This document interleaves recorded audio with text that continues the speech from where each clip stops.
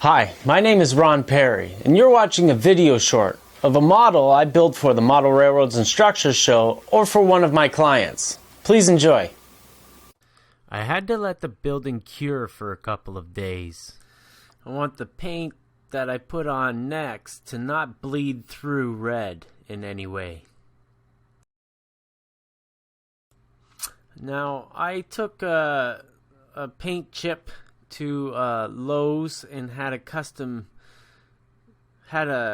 color made up at the paint booth there, and spent $15 on more than enough paint for me to use in over a year of building model railroads. And believe me, I use concrete paint on pretty much every model or scene. In North Carolina, I used half that quart. But I painted everything, like 18 feet of, it was like 25 feet of railroad I had to paint sidewalks for all the way around the blocks. It's crazy. Lasted forever. So just paint the cinder blocks on the bottom, concrete color of your choice. I use a tan-based gray, and that's what the aged concrete seems to look like. There you could use slate gray. This is going to get weathered down, so your color is going to be manipulated.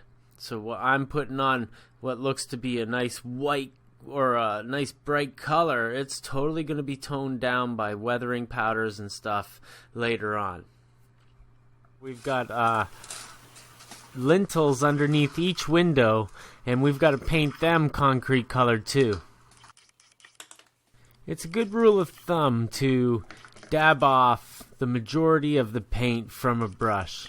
Just put it off to the side on a piece of scrap paper, or I work on a scrap piece of plywood, and get a lot of the paint off, because it won't look so thick if you get it off. And if you need a little bit more, just dab into that excess paint that you just in the pile there.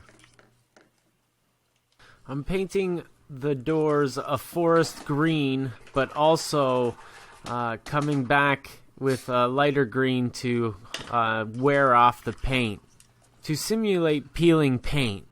Using my trusty crazy glue, we start gluing the lintels into the window portions and getting the best side forward. Just put if you didn't get enough paint on one side, just put that to the back.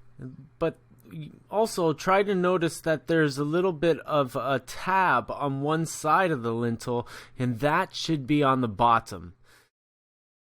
As mentioned earlier, I'm going to put in a couple of bricked up windows here, just to show how easy it is. So I'm going to glue it from the back, and I'm going to glue it with crazy glue to start with. I'm going to come back later after everything's all sorted and I start bracing it on the back, and I'll glue these windows rock solid and allow them to dry overnight with the bracing that I'll be putting on the inside of the building. But that's not yet. We're going to put these bricked up portions in first.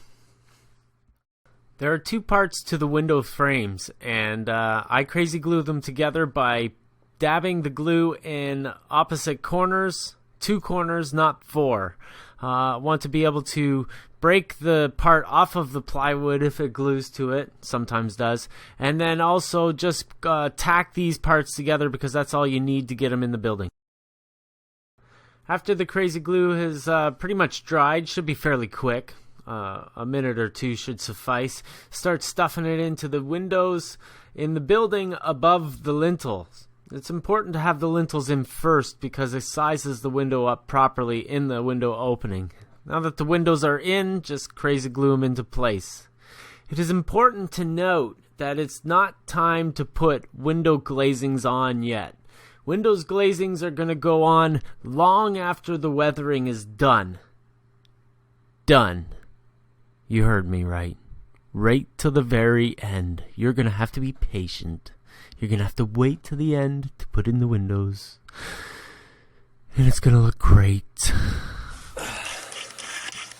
So now, I'm going to glue these pieces together. However, You may think to yourself, what in the heck is this guy doing? Well, what I'm doing is I'm tacking these pieces together. I'm not gluing them together. I'm tacking them together so that they're handleable in a way that I can finish this model off and flip it over and start working on it from the back. But I got to do the front first. I got to finish doing a couple of things. So again, I'm going to use quick dry. I'm just going to run it along my edge here. And I don't care if it squeezes out a little bit on the front, because on the front there's we have a piece of etched wood that's going to cover this area. I don't need to glue both sides because all I want to do is tack this together. I'm going to have my finger on the top and the bottom so that they're level. Just a couple of seconds and the glue will dry. Again, we're not worried about anything, waviness and all that stuff. I'm going to grab a piece of wood out of my stockpile and I'm going to glue it from the back after I got the windows on and stuff. Remember, we glued our window panes in, but because we wanted to let our crazy glue dry completely, we let it sit for a while. We let our crazy glue dry completely because it'll put a white film all over your acetate or whatever it is that they've sent you to put in your windows. So I'm just going to continue on here and get the rest of these pieces together, and then we'll get back to building this. Thanks for watching today's video short. If you want to watch more model railroading content, check out the rest of my channel. Or watch the Model Railroads and Structures show to see what's going on in the community today.